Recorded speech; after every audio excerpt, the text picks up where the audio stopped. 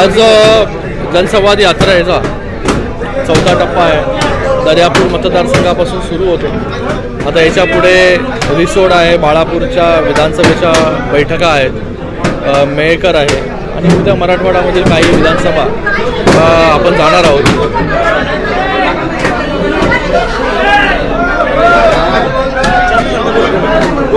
संवाद यात्रेच्या निमित्ताने आज दर्यापूरमध्ये आलो आहे. याच्या पुढे रिसोड आहे, बाळापूर आहे, मेळकर आहे आणि उद्या मराठवाड्यातील काही विधानसभा इथे मेळावे बैठका गाठीभेटीच्या आहेत या करणार आहोत. आणि या जनसंवाद यात्रेच्या माध्यमाने महाराष्ट्रातील प्रत्येक विधानसभेमध्ये जाता येईल आणि तिकडची परिस्थिती कशा प्रकारची आहे, तिकडच्या विधानसभेची तयारी, त्याचबरोबर कशा प्रकारे योजना पोचल्या की नाही, या सगळ्यांचा आढावा जो आहे तो या जनसंवाद यात्रेतून घेतला जातो.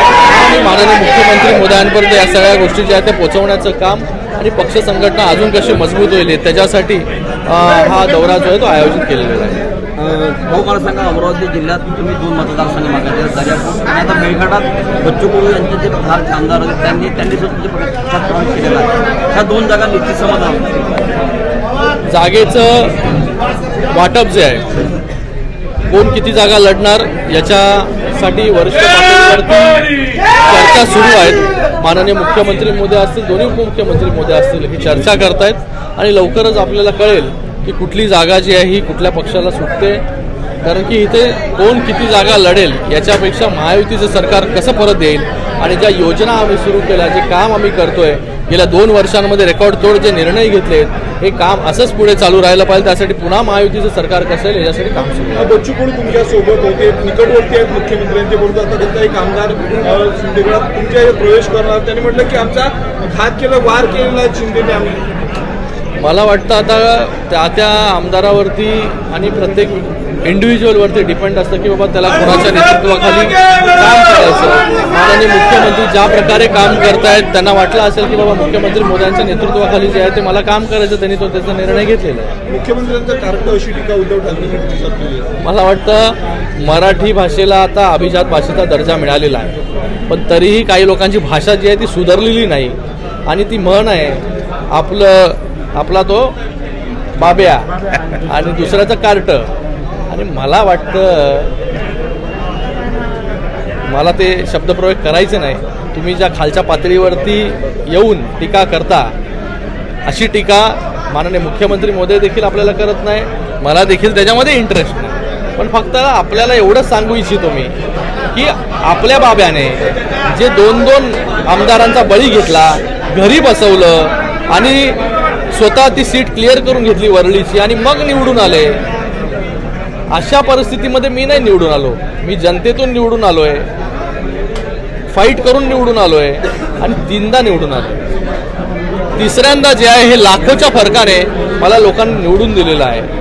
आणि मला वाटतं जेव्हा लोकसभेला मतदारसंघामध्ये आले होते तुम्ही, तेव्हा चॅलेंज केलं होतं की आम्ही इथून उभं राहणार. मी ते चॅलेंज स्वीकारलं होतं आणि मी देखील सांगितलं होतं की इथूनच कल्याण लोकसभेमधूनच उभे राहा. पण कल्याण लोकसभेमधून जे आहे पळून जाण्याचं काम या लोकांनी केलं. आणि मला वाटतं लोकसभेमध्ये जागा जी आहे ही दाखवण्याचं काम त्यांना जनतेने केलेलं आहे. कुठली शिवसेना जी आहे बाळासाहेबांचे विचार पुढे घेऊन जातं हे लोकांनी स्पष्ट केलं आहे. स्ट्राईक रेट जो आहे शिवसेनेचा चांगला आहे, चांगल्या जागा शिवसेनेच्या निवडून आल्या. हे यांच्या ज्या जागा निवडून आल्या हे काँग्रेसची मतं यांना ट्रान्सफर झाली, त्याच्यामुळे हे लोक निवडून आले. यांच्या ज्या जागा निवडून आल्या ह्या विशिष्ट समाजामध्ये विशिष्ट धर्माबाबत गैरसमज पसरवले गेले, त्याच्यामुळे जे आहे ते काही लोकांनी यांना मतदान केलं. ही परिस्थिती आता राहणार नाही. शिवसैनिकाचा जो शिवसेनेचा जो ओरिजिनल वोट बँक आहे, ओरिजिनल मतदार जो आहे मराठी आणि शिवसेनेचा मराठी मतदार आणि शिवसेनेचा मतदार, हा आमच्याबरोबर म्हणजे बाळासाहेबांच्या शिवसेनेबरोबर ठाम राहिला, त्यांनी मतदान केलं म्हणून एवढ्या जागा ज्या आहेत त्या निवडून आल्या. येणाऱ्या काळामध्ये यांची परिस्थिती जी आहे ना घर का ना घाट का अशी जी आहे ती काँग्रेस करून ठेवणार आहे. कारण की बाळासाहेब नेहमी ज्या काँग्रेसची फारकत घेत होते, काँग्रेसचा विरोध करत होते, आज पूर्ण जी आहे ही उभाटा त्याचं काँग्रेसीकरण झालेलं आहे.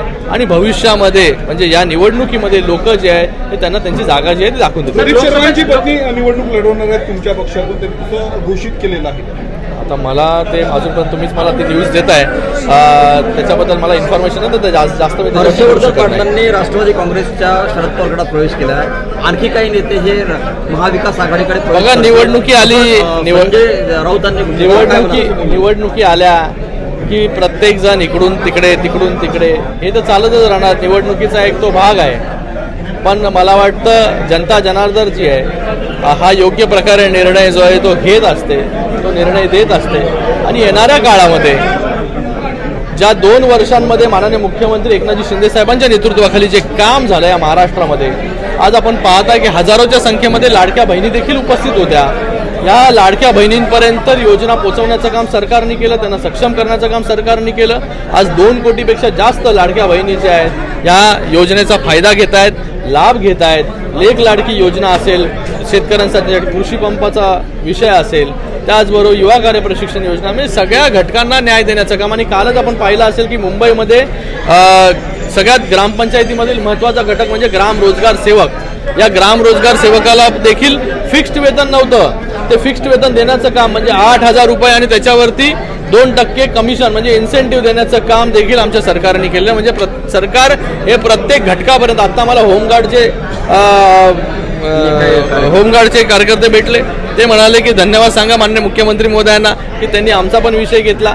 तर अशा प्रत्येक घटकाचा विषय जो आहे हा सरकारने घेतलेला आहे. म्हणून येणाऱ्या या विधानसभेमध्ये मोठ्या मताने ही महायुती जी आहे ती जिंकून येईल. मला वाटतं महायुतीमध्ये सगळे नेते मिळून एकत्र निर्णय घेत असतात. लोकसभेमध्ये कोण किती जागा लढणार त्याचा निर्णय आता झाला, निवडणूक झाली. आता आपल्याला जायचं आहे की विधानसभेमध्ये जास्त जागा कशा येतील त्याच्यासाठी आपल्याला काम करायचं. ते काम जे आम्ही करतो. परफॉर्मन्स पाहता विधानसभेत चांगलं एनालिसिस आहे. तुम्हाला असं वाटत नाही का शिवसेनेला भाजपापेक्षा कमी जागा मिळत आहेत बघा, कोण मी तुम्हाला सांगितलं कोण किती जागा लढणार हे वरिष्ठ नेते ठरवतील. पण जेवढ्या जागा मिळतील त्या जागेमध्ये चांगला स्ट्राईक रेट कसा मिळेल आम्हाला त्याच्यासाठी आम्ही काम करणार. आणि लोकांमधून तो फीडबॅक मिळतो. आपण काय उत्साह जो आहे हा किती मोठ्या प्रमाणामध्ये इथे आपल्याला दिसतोय. प्रत्येक जण जो आहे तो सरकारकडे आशेने पाहतोय. आता या महिला देखील इथे आलेल्या आहेत की बार्टीमध्ये देखील त्यांना मानधन वाढवून पाहिजे, तो देखील आपण करतो. मला आता एक संगणक परिचालक हे देखील 8,000 जे आहे संगणक परिचालक आहेत आपल्या महाराष्ट्रामध्ये, डेटा ऑपरेटर, त्यांच्या मानधनामध्ये आणि त्यांना ज्या ज्या त्यांच्या गोष्टी आहेत त्या सामावून घेण्यासाठी देखील सरकार काम करतंय, पुढे जातंय. तर प्रत्येक घटकाला न्याय देण्याचं आम्ही काम करतोय. सगळ्यात चांगला स्ट्राईक रेट जो आहे आणि त्याचबरोबर जास्तीत जास्त जागा ज्या शिवसेनेच्या ज्या आहेत तेवढ्या जागा मिळतील त्याच्यावरती निवडून येतील.